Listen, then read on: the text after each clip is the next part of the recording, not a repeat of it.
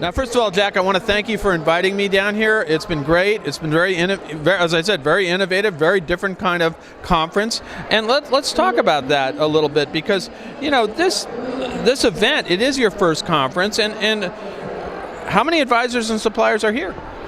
We committed to having a one-to-one ratio, so we have 150 of our advisors and 150 partner suppliers. Okay, so you got a one-to-one ratio and all this. So, let's talk about this event. You conceived of, this is your first one. What did you want to create here? Yeah, well, this is a very risky situation because we really wanted to change things up. We didn't think that the one-on-one meetings and presentations were relevant post-COVID. And so what we wanted to do is create a forum for information exchange where our advisors could learn how our suppliers operate and work and how we can learn, and they can learn about us with the focus on elevating our customer journey. So the first day we talk about emotional impact, how we can find new ways to exchange customer information to create those impactful moments for customers. Right. Day 2, we look at the whole journey from when a client calls us to when they come back, and look at all the pain points, whether it's price integrity, getting feedback from hotels, understanding what's going on, getting proposals back, even getting commissions back, and how we can work together to solve those issues. And the third, today, is about selling in a disconnected world. How do we sell now to the trade? Where do we sell, right? And what should we do to change our pitch to be more relevant? Yeah, indeed, and I've experienced most of it. In fact, we went into a room that was all, I think it was the glitch room, that was all neon and all kinds, very kind of jarring, and we had a little session in there, so it was different. Then there was another one where we went through some boxes that were, I guess it was out of the box, right? So that was kind of interesting too. And then we all come back to the main conference area, to the main room, and sort of discuss the whole thing, right? Yeah, we like to make it fun too. Like the glitch zone, we had teams dealing with glitches and how you can work better with the partner when something goes wrong, not against them.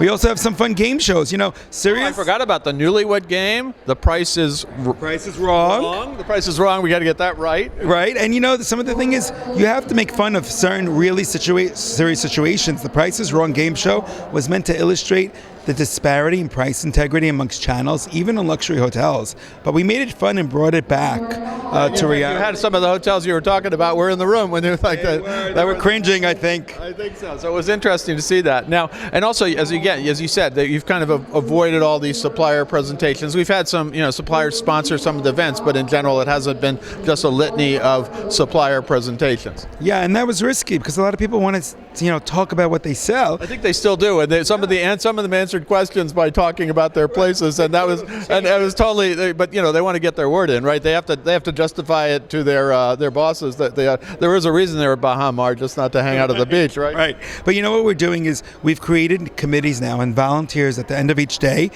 both on the supplier and the advisor side, to work on the ideas that we brought to life. And our goal is to become a lab of innovation for the industry and really lift everyone up. And we believe we'll lift together. I agree. It's a really innovative concept. Now let's talk about Embark Beyond. When you first founded, I think like 5-6 years ago now, it doesn't seem that long ago. Of course, pandemic, we all kind of forgot about that. And then you got hit by the pandemic. First of all, how many advisors are currently affiliated with Embark Beyond? So we're actually less than 3 years old. We started right before the pandemic. Yeah, I lost track of it. I know, everything's BC or AC for me. I don't even know. But we started right before the pandemic with 16 people. Now we're over 200. We're in about 16 countries. We have 45 people in Brazil. We have a growing presence in Mexico. And we're all over Europe and other parts of South America. And it's really impressive that we were able to grow a culture and community practically over Zoom. And it really takes a lot of effort to bring people together as a family when you're not in one place. Absolutely. And we had to do that.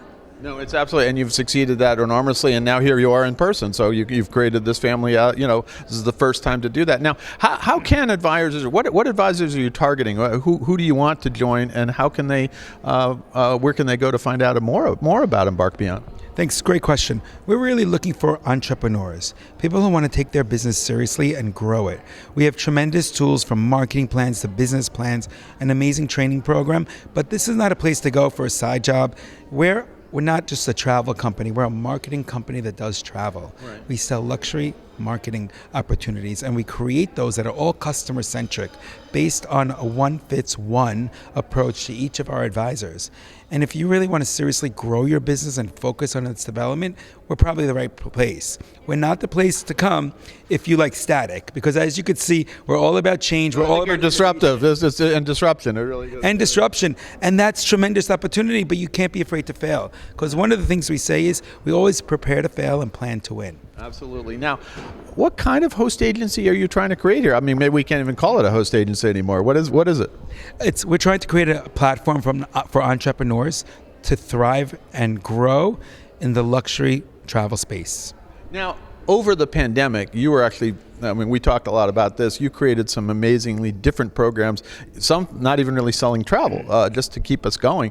And I assume you're going to kind of keep doing that now. Where do you get those ideas, and how do you implement them? Our mission statement has no travel in it. Our name, Embark Beyond, is not travel. Right. Our name is it's Embark Beyond, and our mission is leverage relationships to build connections. Right. And that all starts with the customer, being customer-centric. Yeah. And so we just thought about what our clients were going through. And if you're in a customer-centric mindset, they don't need to travel, because travel is just a platform for self-discovery, for aspirations and connections. And so what we did was programs like a backdoor camp, like bringing the world to you with one-on-one training programs from the Ritz Paris Cooking School or a jewelry maker in Cartagena, to connect and to grow and to further aspirations. And that's all we did. We really look, what do our customers want? What can't they have? And how can we get it to them in a new way? Now, what does the future hold for Embark Beyond in your view? How do you want to grow this group?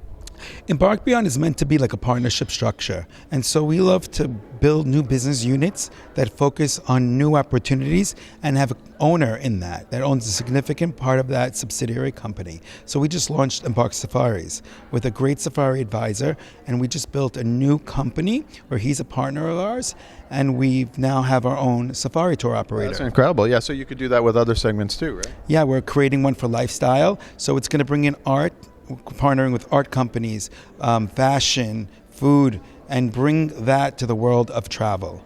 And so the possibilities are endless for entrepreneurs in different segments of the luxury space that somehow tie into travel.